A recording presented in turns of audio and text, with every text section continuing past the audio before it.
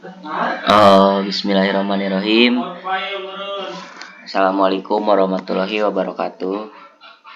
Waalaikumsalam warahmatullahi wabarakatuh. Sebelumnya izin memperkenalkan diri. Nama saya Rizky Rahadiana. Kami akan melakukan presentasi tentang analisis perusahaan AP Production dalam perspektif arsitektur enterprise. Untuk slide yang pertama, perusahaan AP Production adalah perusahaan yang bergerak di bidang industri, konveksi, dan sablon. Seiring dengan pertumbuhan bisnis, AP Production menghadapi beberapa tantangan terkait dengan sistem informasi seperti manajemen administrasi yang masih manual, pengelolaan sumber daya yang kurang baik, dan kinerja sistem informasi yang kurang efisien. Analisis arsitektur enterprise diperlukan untuk mengidentifikasi solusi yang tepat. Untuk slide yang kedua, untuk selanjutnya struktur organisasi AP Production. Bisa dilihat di sebelah kanan. Berikut adalah struktur organisasinya. Yang pertama, struktur organisasi AP Production terdiri dari owner, bagian keuangan, admin kepala, bidang konveksi, kepala bidang sablon, penanggung jawab cutting, penanggung jawab jahit, penanggung jawab desain, penanggung jawab sablon, penanggung jawab finishing dan packing. Selanjutnya pembagian tugas. Setiap bagian memiliki tugas dan tanggung jawab masing-masing, seperti pengelola keuangan, administrasi, produksi konveksi, produksi sablon, dan finishing produk. Koordinasi antar bagian diperlukan untuk memastikan proses bisnis berjalan dengan lancar dan efisien. Untuk slide selanjutnya, mission statement AP Production. Untuk yang pertama, memproduksi pakaian dengan kualitas jahitan yang rapi dan penetapan harga yang kompetitif di pasaran. Yang kedua, memastikan tata kelola produksi berjalan dengan maksimal. Yang ketiga, mensejahterakan karyawan dengan menyediakan lingkungan kerja yang nyaman. Yang keempat, bekerja sama dengan jasa pengirim dalam negeri sebagai upaya memperluas pasar. Yang kelima, selalu update tren pakaian sehingga dapat memberikan opsi baru kepada konsumen.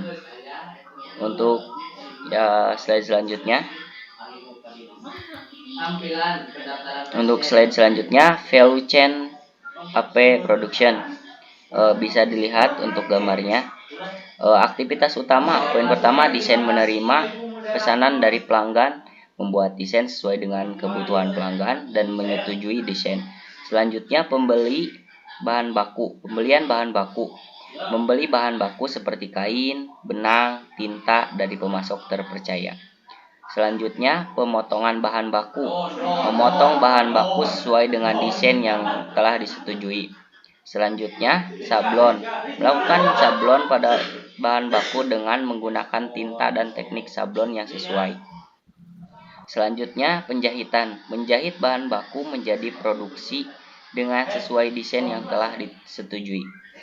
Selanjutnya, penyelesaian akhir. Melakukan penyelesaian akhir pada produk, jadi seperti pengecekan kualitas, pengemasan, dan pelabelan. Untuk yang terakhir, pengiriman. Mengirimkan produk jadi kepada pelanggan. Untuk yang selanjutnya saya serahkan kepada saudara Nur Halimah. Padanya dipersilahkan. Baik, terima kasih kepada moderator sudah memberikan waktunya untuk saya memaparkan materinya. Yang selanjutnya ada aktivitas pendukung. Yang pertama ada infrastruktur. Menyediakan infrastruktur yang dilakukan untuk mendukung aktivitas utama seperti mesin jahit, mesin sablon, dan gudang. Yang kedua ada sumber daya manusia. yaitu memperkerjakan dan melatih sumber daya manusia yang kompeten untuk menjalankan aktivitas utama dan aktivitas pendukung. Selanjutnya ada teknologi, mengadopsi teknologi terbaru untuk meningkatkan efisiensi dan efektivitas operasi. Selanjutnya ada logistik, mengelola logistik inbound dan outbound untuk memastikan kelancaran arus barang. Terus ada pemasaran dan penjualan, melakukan kegiatan pemasaran dan penjualan untuk mempromosikan produk dan selanjutnya ada layanan pelanggan, menyediakan layanan pelanggan yang prima untuk memastikan kepuasan pelanggan. Selanjutnya ada prinsip arsitektur AP Production. Yang pertama ada fleksibilitas, sistem dan proses harus dapat disesuaikan dengan perubahan permintaan pasar dan pertumbuhan bisnis. Yang kedua ada kualitas, menjaga standar kualitas produk yang tinggi dan memastikan kepuasan pelanggan. Yang ketiga ada keberlanjutan, mengintegrasikan praktik bisnis yang ramah lingkungan dan berkelanjutan. Yang terakhir ada efektivitas, mengelola rantai pasokan secara efektif dan investasi dalam pelatihan karyawan. Ada permasalahan di perusahaan AP Production yang masih manual menyebabkan proses bisnis lebih lambat, seperti perhitungan keuangan yang dilakukan secara manual.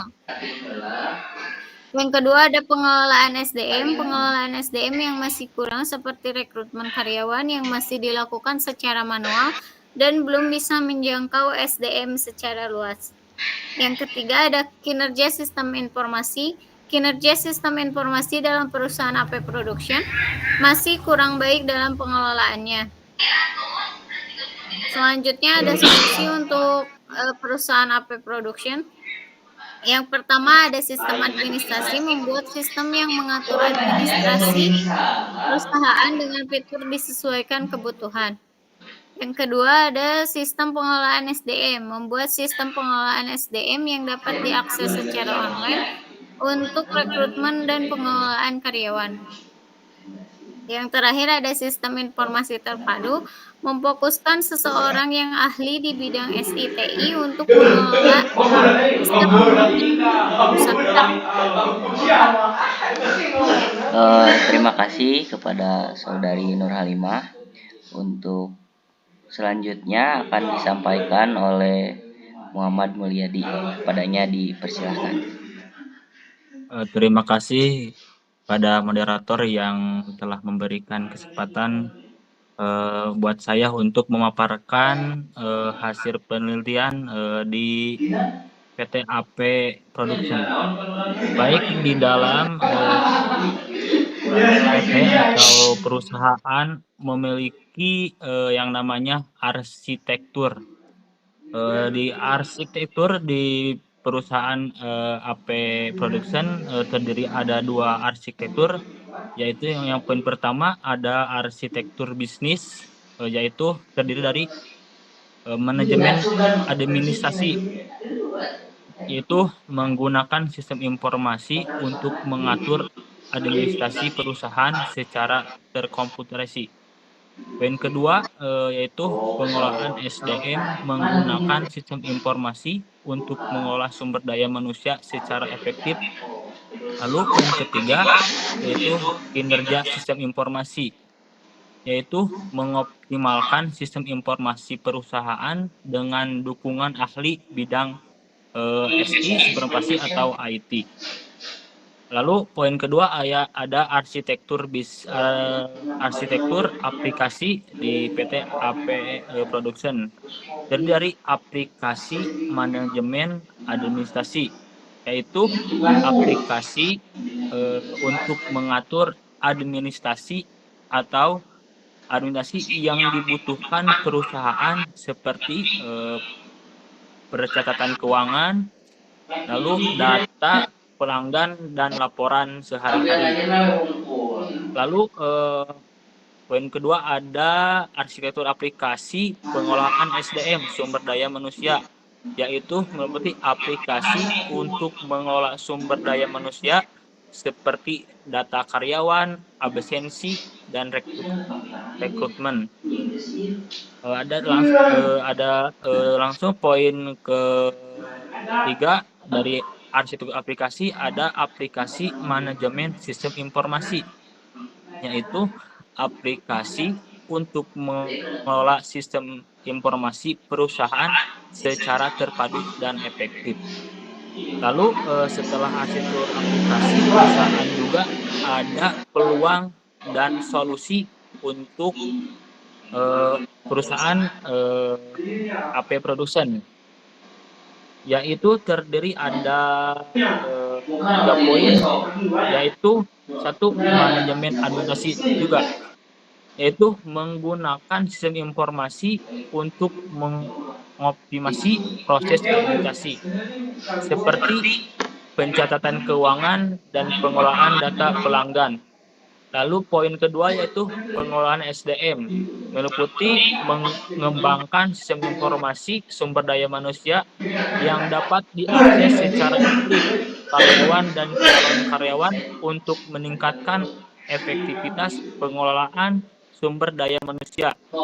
Poin ketiga ada kinerja sistem informasi, yaitu menunjuk ahli bidang SI atau IT untuk mengelola sistem informasi perusahaan secara optimal dan terkontrol.